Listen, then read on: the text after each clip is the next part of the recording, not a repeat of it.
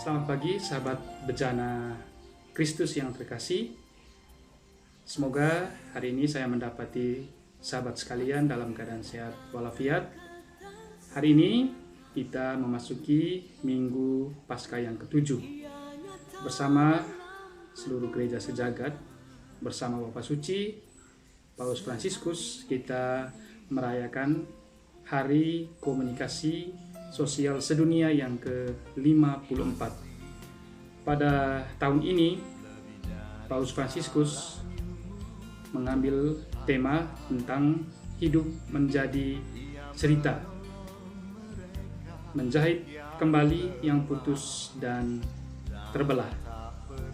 Pesan Bapak Suci Fransiskus pada Hari Komunikasi Sosial Sedunia yang ke-54 pada tahun ini berangkat atau bersumber mengambil inspirasi dari Kitab Keluaran bab 10 ayat 2, supaya engkau dapat menceritakan kepada anak cucumu.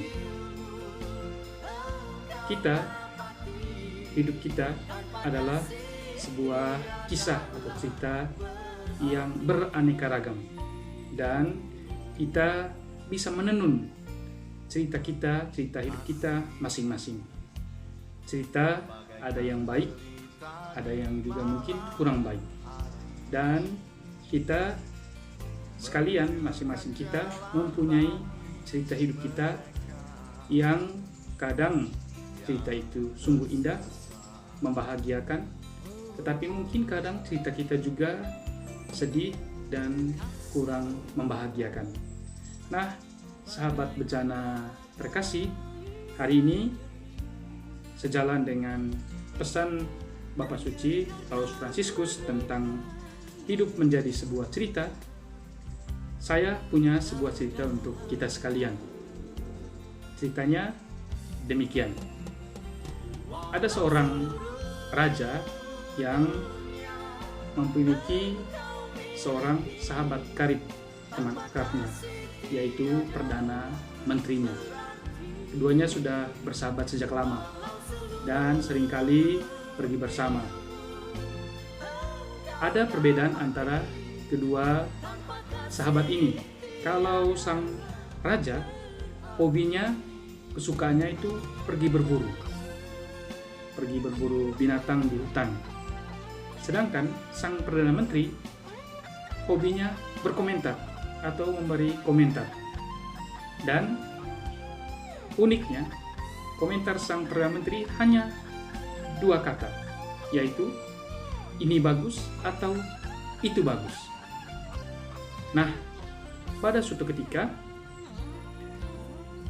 sang raja mengajak sahabatnya, sang Perdana Menteri, untuk berburu ke hutan. Sesampai di hutan tempat mereka biasa berburu, kebetulan sang Perdana Menteri memegang senjata dari sahabatnya, sang raja. Ketika melihat hewan buruan, karena terburu-buru dan karena sang Perdana Menteri tidak biasa memegang senjata, tiba-tiba meletuslah senjata di tangan sang Perdana Menteri. Bukannya mengena hewan buruan, tetapi justru mengenai kaki kiri sang raja. Raja pun sangat kesakitan dan ternyata kakinya luka parah akibat senjata dari sang Perdana Menteri. Lalu mereka pun kembali ke istana. Raja marah-marah. Tetapi apa komentar dari Perdana Menteri? Itu bagus. Ini tidak bagus, Perdana Menteri. Raja pun marah-marah. Dan setelah diobati oleh sang tabib istana, ternyata jempol kaki kiri sang raja harus diamputasi. Lalu, apa komentar dari Perdana Menteri? Ini bagus. Tidak bagus. Raja marah. Raja dalam kemarahannya sampai melupakan persahabatannya dengan sahabatnya Perdana Menteri. Karena saking marahnya, ia menjebloskan sang Perdana Menteri ke dalam penjara.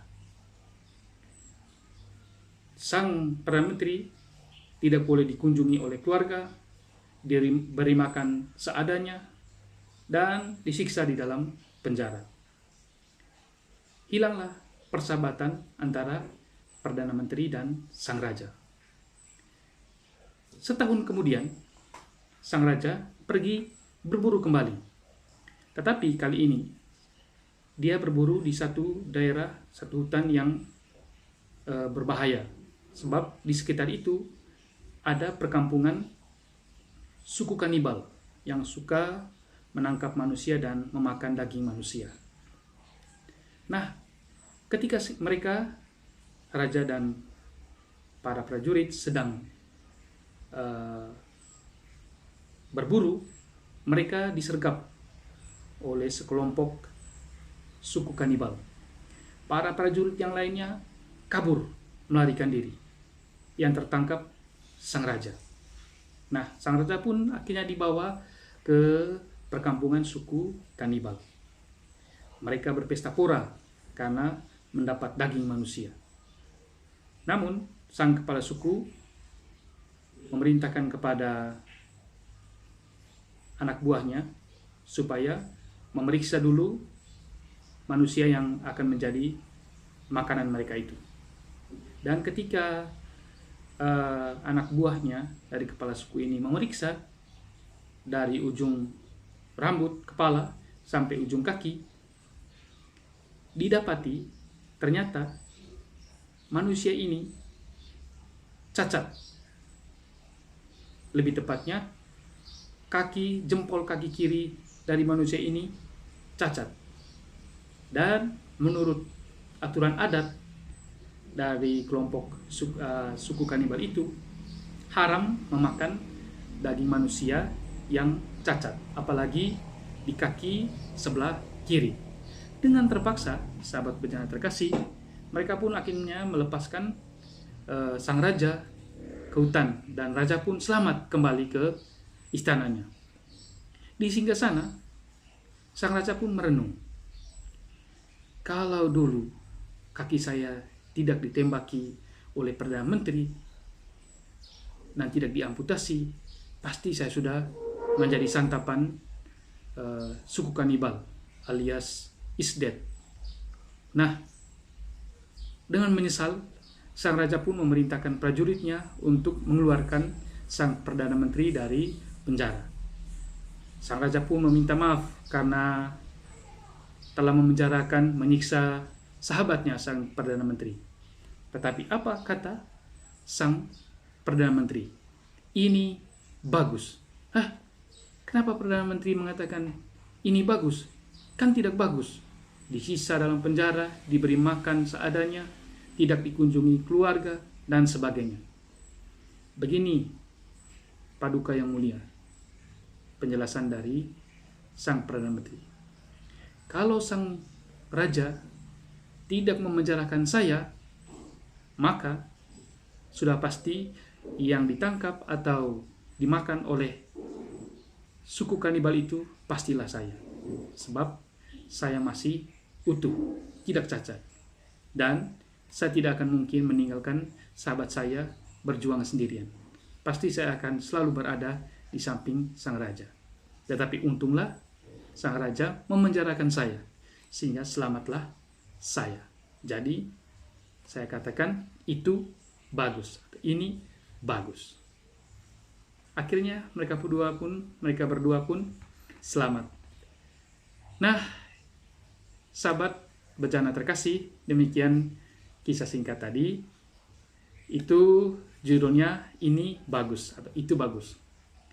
Entah berada di dalam penjara, entah jempol kaki kiri yang terpotong, atau ditangkap oleh suku kanibal, semuanya itu selalu bagus. Apa maknanya bagi kita?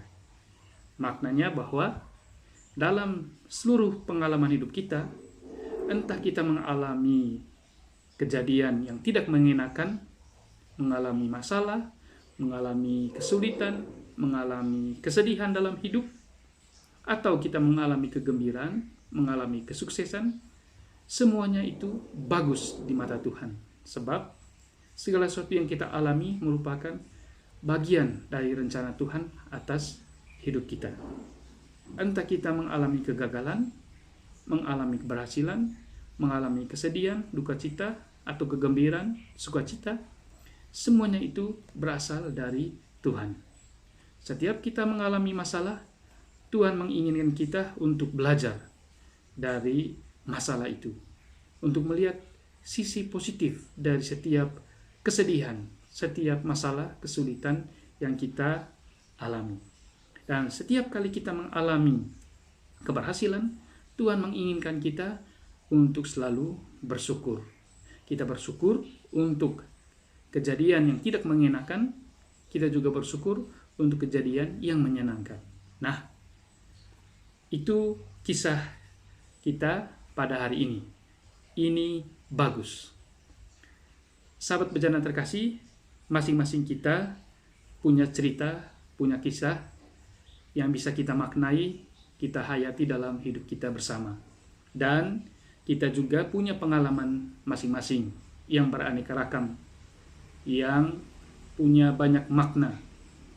Dan kalau kita masuk kembali ke dalam pesan Bapak Suci Fransiskus pada Hari Komunikasi Sosial Sedunia pada tahun ini, dia mengatakan bahwa cerita dari segala cerita adalah kitab suci. Dalam kitab suci, kita akan mengenal kisah cinta Allah pada manusia. Dalam kitab suci, baik perjanjian lama dan terutama perjanjian baru, kita mengenal, kita memiliki banyak kisah tentang cinta Allah yang tak terkira kepada manusia. Dan cinta Allah yang sungguh mulia, sungguh bermakna adalah ketika Ia mengutus putranya untuk tinggal, hadir, mengalami pergumulan hidup sama seperti kita manusia. Nah, sahabat Bejana terkasih, ini kisah untuk kita, dan saya yakin dan percaya kita juga bisa menjadi cerita yang indah, cerita yang baik untuk sesama kita. Sehingga pada saatnya nanti orang-orang akan senantiasa mengenal kita, mengenang kita dengan kisah hidup kita yang baik. Dan semoga hari ini kita boleh membawa cerita yang indah bagi sahabat, kenalan, keluarga yang ada di sekitar kita, terutama yang sedang mengalami kemalangan akibat pandemi virus COVID-19 yang melanda dunia ini. Dan semoga pada hari ini banyak orang disembuhkan dari segala sakit penyakit, dan juga banyak orang mengalami kegembiraan, disembuhkan, dan juga mendapatkan banyak berkat dalam kehidupannya. Tuhan memberkati.